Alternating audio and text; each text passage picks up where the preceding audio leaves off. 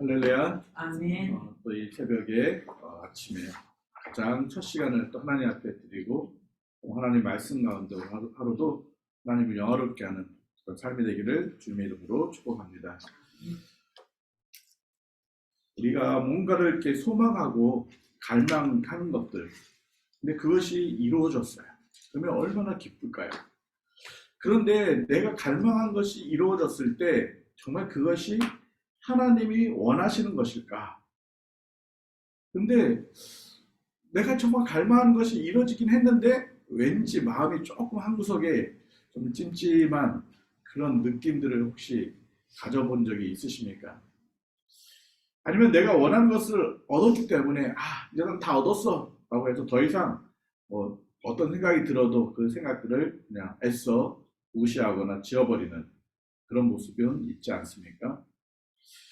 하나님께서는 어떠한 부분들을 우리에게 허용하시는 때가 있습니다. 특히 우리가 소망하는 것들 중에 하나님이 허용해서 그것들이 이루어지는 경우들이 있습니다. 그렇다고 해서 그것이 다 하나님이 기뻐하는 것이다 라고 생각할 수가 없습니다. 물론 하나님이 다 기뻐해서 들어주신다면 얼마나 좋을까요? 근데 때로는 우리가 갈망하는 것들이 하나님이 기뻐하지 않는 부분이지만 하나님이 허용해서 이루어지는 경우들이 있다는 것입니다. 예를 들어서 아담과 하와에게 하나님께서 선악을 알게 하는 나무 열매를 결코 따먹지 말라라고 분명하게 말씀하셨습니다. 심지어 따먹으면 죽겠다라고 말씀하셨습니다.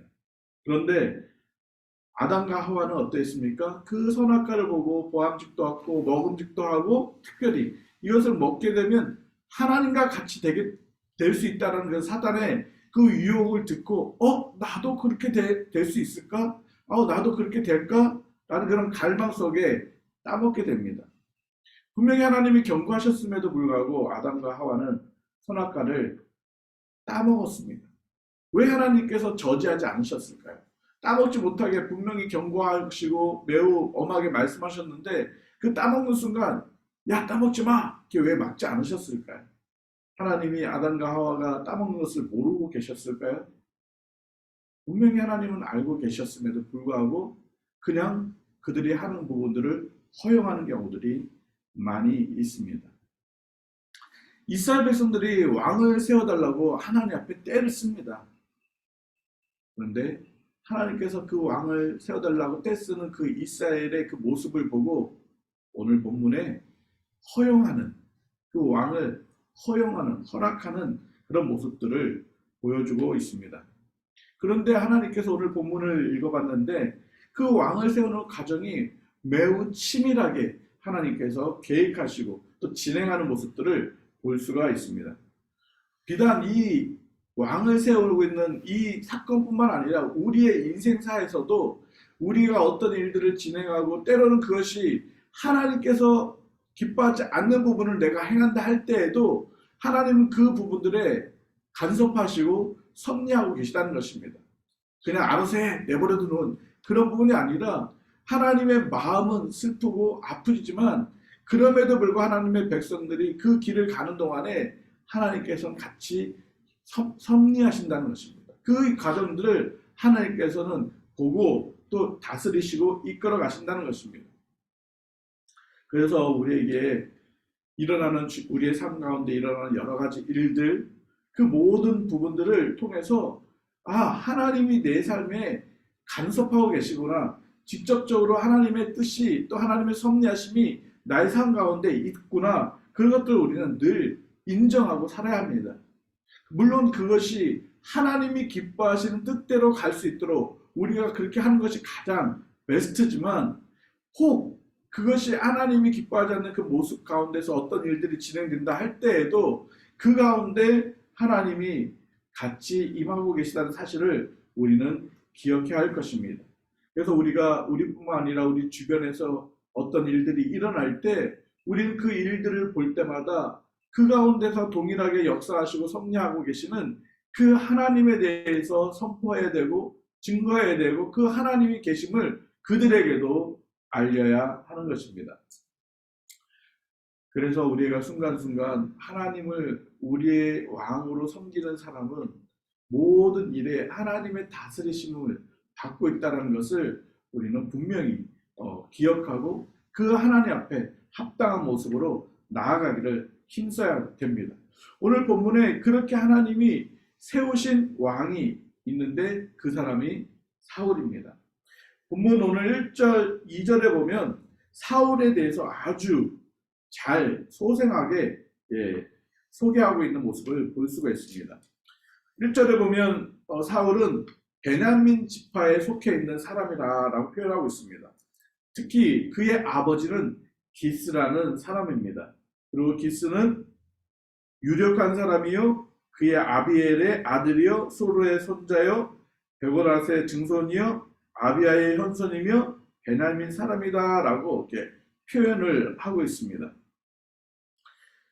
구체적으로 이 기스라는 사람이 유력한 사람이다라고 표현하고 있는데 이 유력하다라는 이 표현의 그 단어의 뜻은 여러 가지 의미를 함축하고 있는데 재산이 많은 그런 사람이다라고 이야기하고 있습니다.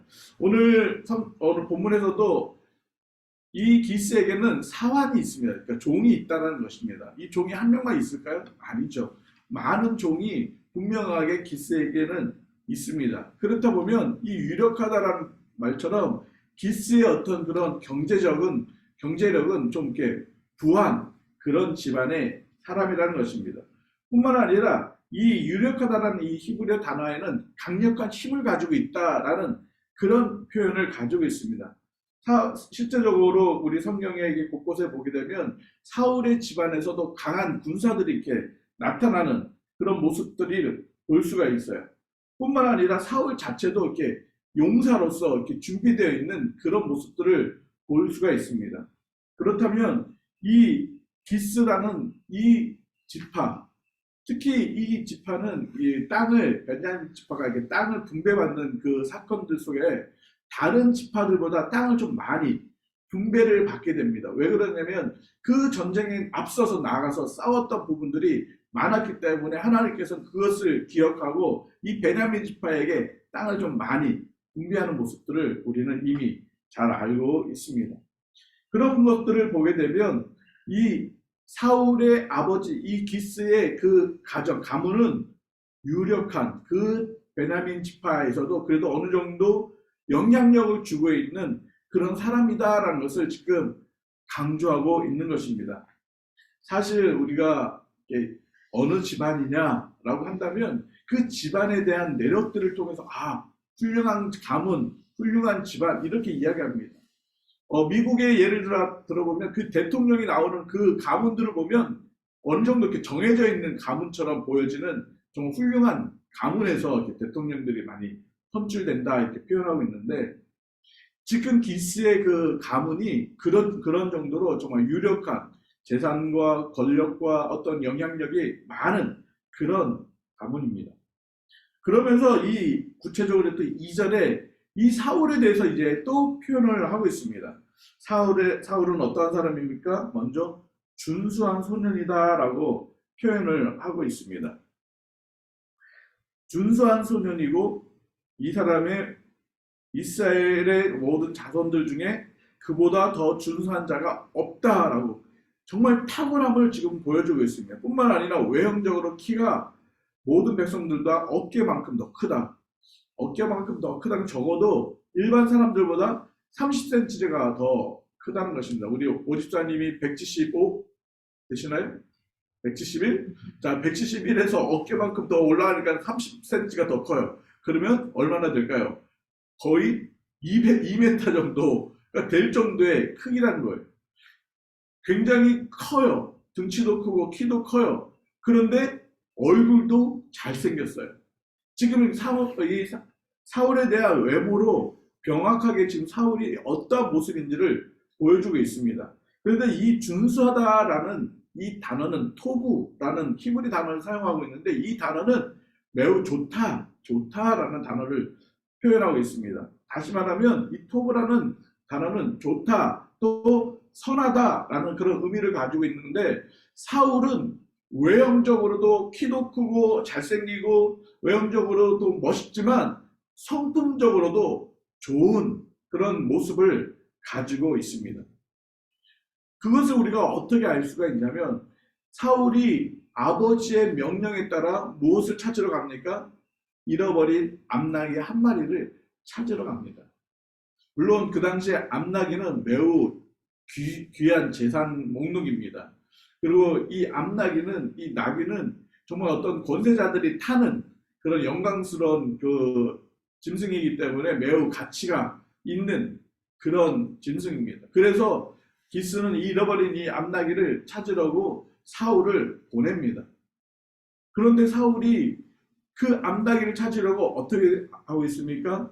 4절, 5절, 4절 이렇게 보게 되면 4절, 5절 쭉 이렇게 보게 되면 어떤 일이냐면 4절 한번 볼까요? 그가 에브라임 산지와 살리사 땅으로 두루 다녀 보았으나 찾지 못하고 사할림 땅으로 두루 다녔으나 그곳에도 없었고 또 어디로 갑니까? 베냐민 사람 땅으로 두루 다녀 보았으나 찾지 못하고 거기서 끝나는 게 아니라 이 사울이 계속적으로 그 암나귀를 찾으러 두루 다녔다는 것입니다. 이곳도 다니고 저곳도 다니고 저기 또 다니고 보통 부모가 자녀에게 이것 좀 해라 그러면 자녀들은 어떻습니까? 예 하고 한 번은 할 수 있어요. 근데 또 시켜요. 그러면 두 번째 예 하고 또 할 수 있어요. 세 번째 시키면 이제 나오죠. 왜 나만 시키냐고. 동생도 있고 아니면 형도 있는데 왜 자꾸 나만 시키냐고. 보통은 그렇게 이제 투덜대는 경우들이 그냥 많이 있습니다. 그런데 사울은 그 아버지의 그 명령에 그냥 포기하는 것이 아니라 짜증내는 것이 아니라 계속 다닌다는 것입니다. 사실 그 에브라임 산지, 그 살리사 땅, 사할림 땅, 베냐민 사는 땅, 이 땅들을 다니는 것이 그렇게 쉬운 여정이 아닙니다. 때로는 평지도 있을 것이고 때로는 산지도 있을 거고 때로는 뜨거운 떼약볕도 있을 것이고 굉장히 힘든 지역입니다. 만약에 사울이 성품이 조금 부모님에 대해서 순종을 해더라도 그렇게 적극적이지 않았다면 한 두 번 정도만 둘러다니다가 집에 가서 아빠 아무리 찾아봐도 없습니다 이렇게 이야기를 했을 것입니다. 그런데 그 힘든 여정들을 계속 다니면서 아버지의 명령을 지키려고 하고 있는 그 사울의 심성, 그것을 지금 준수한 소년이라는 그 표현 안에 담고 있는 것입니다. 그래서 토부, 이 사울의 마음이 굉장히 온유하다. 그리고 부모의 말에 잘 순종하고 있음을 보여주고 있습니다. 거기서 끝나는 것이 아니에요. 그 사울의 모습을 보게 되면 우리가 한번 읽어볼까요? 21절에 이렇게 표현하고 있습니다. 같이 한번 읽어볼까요? 시작. 사울이 대답하여 이르되 나는 이스라엘 지파의 가장 작은 지파 베냐민 사람이 아니니까 또 나의 가족은 베냐민 지파 모든 가족 중에 가장 미약하지 아니하나이까 당신이 어찌하여 내게 이같이 말씀하십니까? 지금 사무엘이 사울을 굉장히 높이고 있습니다. 20절에 뭐라고 높이고 있냐면 온 이스라엘 사람들이 사모하는 사람이 누구냐? 너의 아버지 집안이고 너다 라고 이야기를 하고 있습니다. 이 말은 뭐냐면 그 베냐민 지파 안에서 사울의 영향력들이 있다라는 거예요. 그 기스의 그 영향력이 있다라는 것입니다. 그래서 그 지파 사람들이 기스를 모르는 사람이 아니고 사울을 모르는 그런 존재가 무명인이 아니라는 거예요. 왜냐하면 모든 사람들이 너를 사모하고 있다, 너를 존경하고 있다, 너에 대해서 영향력을 받고 있다라고 그렇게 사무엘이 사울을 이야기했을 때 사울이 어땠습니까? 나는 그런 사람이 아닙니다. 나는 정말 그런 사람이 아닙니다라고 자신 스스로를 뭐하고 있어요? 겸손하게 내려놓고 있습니다. 근데 여기서 끝나지 않아요. 우리 한 장 더 앞으로 다시 넘어가면 이렇게 5절에 보면 이제 사울이 찾는 것이 이제 포기해야 돼요. 왜 포기해야 되냐면 그들이 그동안 가져와서 먹을 음식이 다 떨어진 거예요. 돈도 없고 먹을 음식이 없으니까 더 이상 암나귀를 찾으러 다닐 수 있는 그런 환경적인 것이 될 수 없었습니다. 뿐만 아니라 시간이 이제 많이 지난 거예요. 찾다 보니까 그게 며칠이 됐는지 모르지만 아버지가 자기를 걱정한다는 것이 생각이 들어서 돌아가기로 결정합니다. 그때 그 종이 사환이 사울한테 무엇을 얘기합니까? 이 근처에 어쩌면 하나님의 선견자, 하나님 말씀을 선포하는 선지자가 계시는데 그 선지자를 찾아서 그분한테 물어보면 어쩌면 우리의 이 문제를 해결해 줄 수 있습니다. 라고 제안을 합니다. 지금 종입니다. 종이 주인한테 제안을 합니다. 이렇게 하시면 어떻겠습니까?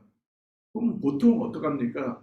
누가 종의 말을 듣는 그런 주인이 얼마나 있겠습니까? 다 그냥 무시하죠.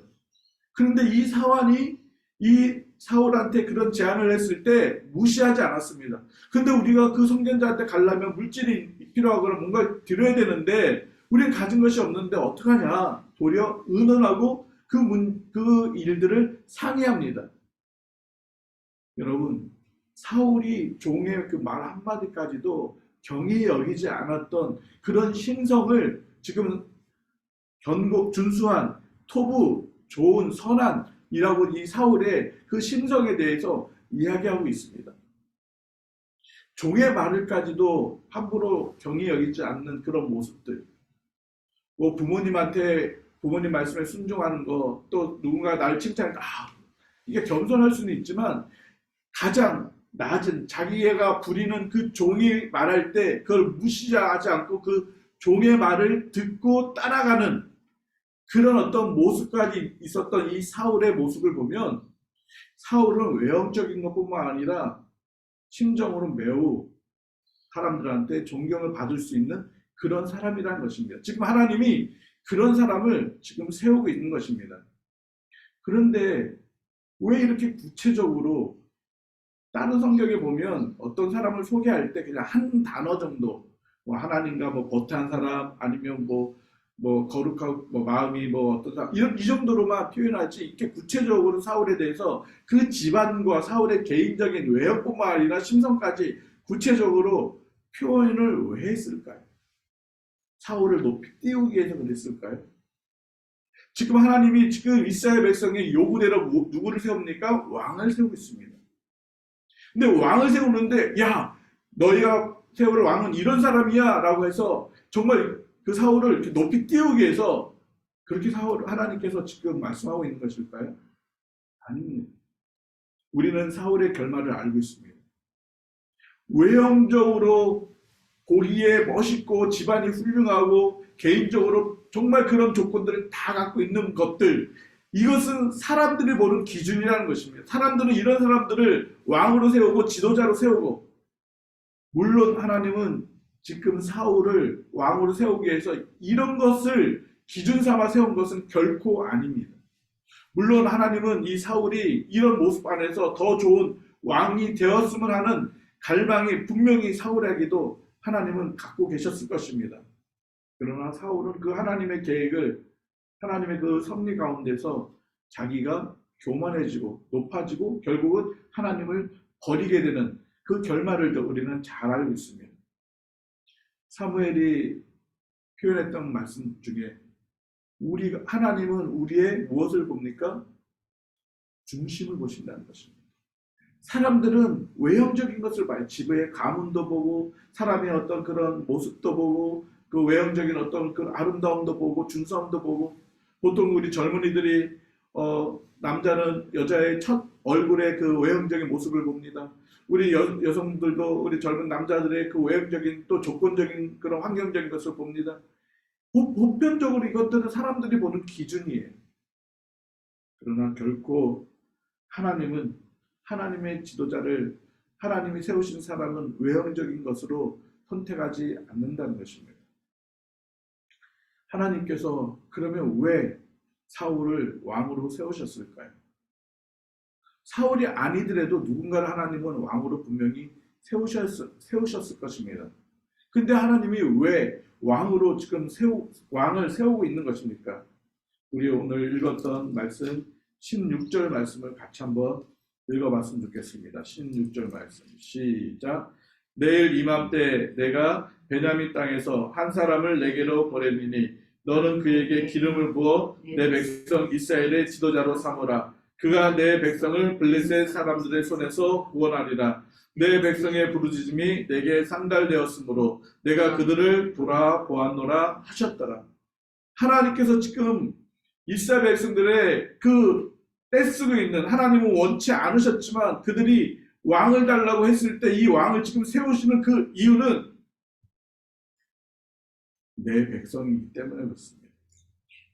하나님의 백성이 지금 어떻게 하고 있어요? 울부짖고 있어요. 정말 고통스러워하고 있는 것입니다. 그런데 우리가 어제 말씀 나눈 것 중에 너희들이 왕을 세우게 되면 그 왕 때문에 울부짖게 되면 어떻게 돼요? 하나님이 듣지 않겠다라고 말씀하셨어요. 그런데 지금 이제 왕이 세워지기 전에 이들이 자꾸 그렇게 하나님 앞에 고통스러워하면서 때를 쓰니까 분명히 그건 잘못된 것을 알지만 하나님의 그 자비하심과 그 자녀를 향한 그 애틋한 사랑과 그 마음 때문에 그냥 허용하신다는 거예요. 우리가 자녀들을 키우다 보면 자녀들이 떼쓰는 경우들이 있어요. 막무가내하는 경우들이 있습니다. 그럴 때 어떻게 합니까? 우리 한국 이렇게 속담 표현에 자식 이기는 부모는 없다라는 것이 있어요. 왜 자식을 못 이깁니까? 자식을 사랑하는 마음이 너무 크기 때문에 그냥 그 모든 고통과 그 어려움을 그냥 부모가 다 감내하는 것입니다. 지금 하나님은 이 백성들이 정말 때를 쓰고 있는 저 울부짖음들이 하나님은 정말 안타까운 거예요. 그러나 그들을 사랑하니까 그것을 허용하고 있는 것입니다. 하나님은 이스라엘 백성들이 하나님을 버리고 왕으로 하나님 앞에 왕을 세워달라고 그렇게 뗐을 때 하나님은 정말 오래 참고 또 그들에게 자비와 긍휼하심을 계속 베풀어 주시지만 그럼에도 불구하고 그들이 계속 때렸으니까 하나님께서는 그들을 돌보기 위해서 돌아보기 위해서 그들에게 왕을 지금 허용하고 있는 것입니다. 우리에게는 하나님이 안 그러실까요? 우리 삶을 돌아봐도 하나님이 기뻐하지 않는 죄의 어떤 자리에 빠질 때가 많이 있습니다. 때로는 정말 하나님이 그건 안 되는데 하지만 우리가 그것들을 막 행하는 경우가 있습니다. 그럼에도 불구하고 우리가 하나님이 단번에 우리를 멸하지 않으시는 이유는 우리에 대해서 오래 참으시는 이유는 하나님은 우리의 아버지 되어주시기 때문에 그렇습니다. 자녀인 우리를 사랑하시기 때문에 또 하나님은 그 마음이 아프시지만 또 우리에 대해서 그냥 긍휼히 여겨주시고 자비하시고 또 노하기를 더디해주고 계시는 것입니다. 왜요? 우리가 하나님의 자녀이기 때문에 그렇습니다. 하나님은 우리가 죄를 짓게 되면 단번에 멸하셔야 됩니다. 그럼에도 불구하고 우리를 끝까지 사랑하시고 우리를 멸하지 않기 위해서 독생자 예수 그리스도를 대신 보내시고 대신 십자가에 달려 죽게 하시는 그런 사랑과 은혜를 저와 여러분에게 보여주고 계신 것입니다. 이것이 하나님이 우리를 사랑하고 있는 그 사랑의 그 애틋한 모습입니다. 그냥 넌 이놈 잘못했어 하고 한 대 딱 때려치면 좋은데 하나님은 그러지 않으시고 십자가 예수님을 죽이시면 그런 모습으로 우리를 사랑하고 있음을 보여주고 있는 것입니다. 그래서 우리는 매 순간순간 하나님의 사랑을 기억해야 되고 잊지 말아야 할 것입니다. 매 순간순간 우리에게 보여주고 있는 그 하나님의 온유하심과 그 긍휼하심과 자비하심과 오래 참으시는 그 하나님의 은혜들 사랑들을 우리가 기억하고 그런 하나님을 우리가 왕으로 온전히 섬기는 그런 삶으로 나아가야 될 것입니다. 이스라엘 백성들은 그런 하나님의 사랑을 몰랐습니다. 그러니까 자꾸 왕을 달라고 때를 쓰고 있는 것입니다.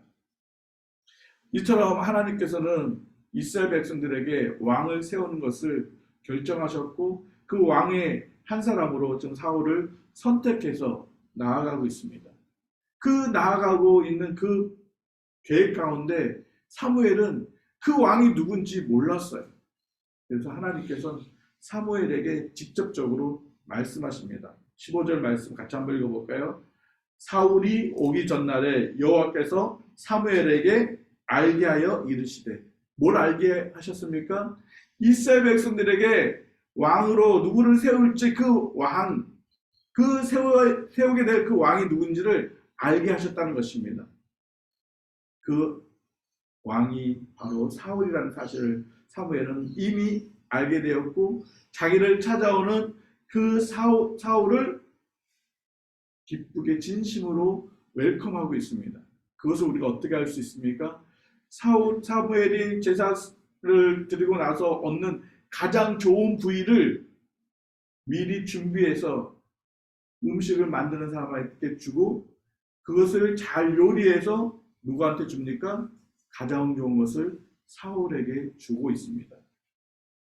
그리고 사울을 극진히 대접하는 모습을 사무엘이 보여주고 있습니다. 왜 사무엘이 그랬을까요? 하나님이 세우신 왕이기 때문에 그랬습니다. 하나님이 사무엘을 세운 것처럼 이제 이스라엘의 새로운 지도자로 하나님이 세우시기 때문에 사무엘도 그 사울을 인정하고 있는 것입니다. 그래서 그에게 명확하게 하나님이 사울에게 어떤 말씀을 하고 계시고 또한 어떠한 일들을 하실 것인지 구체적으로 말씀하고 있는 분이 이제 10장에 진행되는 사건들입니다. 그런데 왜 이 왕을 세우는 과정에서 이 잃어버린 암나기 사건이 등장하게 될까요? 왜 하필이면 사울이 암나기를 찾아가는 그런 일들이 일어날까요? 물론 이것 때문에 사무엘을 자연스럽게 만나는 계기가 되기도 합니다. 그러나 사무엘을 만나기 위해서 암나기를 잃어버리는 사건을 하나님이 지금 섭리하고 계실까요? 거기에만 있진 않을 것입니다. 이스라엘 백성들이 암나기를 찾아 헤매는 이 사울의 모습처럼 진정으로 찾아야 될 왕, 정말 소중하고 귀한 이 나귀가 누군지 무엇인지 그들이 기억했어야 됩니다. 그것이 누굴까요? 바로 여호와 하나님인 것입니다. 이스라엘 백성들이 지금 잃어버린 것이 이 암나귀가 아니라 바로 여호와 하나님을 잃어버리고 있다. 너희들이 지금 하나님을 잃어버리고 있다. 기억해라. 다시 하나님을 찾아야 된다라는 것을 지금 암시적으로 보여주고 있는 것입니다. 여러분, 사울의 이름의 뜻이 무엇인지 아십니까? 사울의 이름의 뜻은 요구하여서 얻은 아들, 얻은 사람이라는 뜻이에요. 뭔가 요구해서 얻어졌다라는 뜻이에요. 이스라엘 백성들이 지금 뭘 요구하고 있습니까? 왕을 요구하고 있습니다. 이 사울의 이름 뜻처럼 그들이 요구해서 얻어진 왕이 바로 사울입니다. 그런데 하나님은 사울이 아니라 이스라엘 백성들이 하나님을 찾기를 원하신 것입니다. 우리 삶 속에서도 우리가 뭔가 원하는 것들이 있을 거예요. 갈망하는 것들이 있어요. 물론 그것들을 찾아야 되는 건 맞습니다. 그걸 갈망하는 것은 맞습니다. 그러나 더 우리가 갈망하고 더 찾아야 될 것은 바로 여호와 하나님이라는 사실을 우리는 늘 기억해야 합니다. 그래서 하나님 앞에 매일매일 가까이 나아가기를 힘쓸 때 그 가운데 하나님의 놀라운 일들을 우리는 경험하고 하나님의 뜻을 발견하게 되고 하나님의 말씀을 우리는 들을 수가 있는 것입니다. 그 삶이 복된 삶이고 그 삶이 하나님을 영화롭게 하는 삶인 것입니다. 매 순간순간 또 하루의 삶이 정말 우리가 여호와 하나님을 잃어버리는 삶이 아니라 여호와 하나님을 찾는 그런 삶, 그리고 사람을 외모로 찾고 저 사람은 이렇기 때문에 좋고 그게 아니라 모든 사람들을 정말 하나님의 보내신 사람으로 우리가 받아들이고 그 사람들을 귀히 여기고 정말 그 사람들을 정말 사랑하고 섬기는 그런 모습들. 그래서 저는 우리 평강교회 성도들이 우리 주변에 힘들고 외로워하는 그 사람들을 정말 따뜻한 가족으로 맞아들여서 그들에게 말씀을 나누고 사랑을 나누고 음식을 나누고 하는 그 모습들이 정말 멋있어요. 정말 우리가 그런 하나님의 그런 마음을 가지고 주변의 사람들을 또한 돌아보는 것, 그런 부분들도 놓치지 말아야 할 것입니다. 하나님이 보시기에 사람이 보기에가 아니라 하나님이 보시기에 나는 어떤 사람인가? 정말 하나님이 보시기에 나는 하나님이 기뻐하는 사람인가?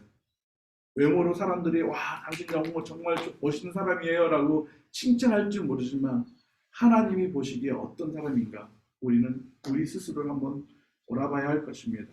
그리고 매 순간 나에게 주신 그 하나님의 은혜들, 공률하심과 자비하심과 그 온유하심과 그런 풍성한 사랑들을 기억하면서 우리가 하나님 앞에 나아가기를 더욱더 힘쓰는 그런 삶을 살아야 할 것입니다. 그래서 정말 하나님이 세우신 사람이 바로 내 자신이 되어서 하나님 앞에 쓰임받는 이 시대에 그런 사람들이 저와 여러분이 되기를 주님의 이름으로 축복합니다.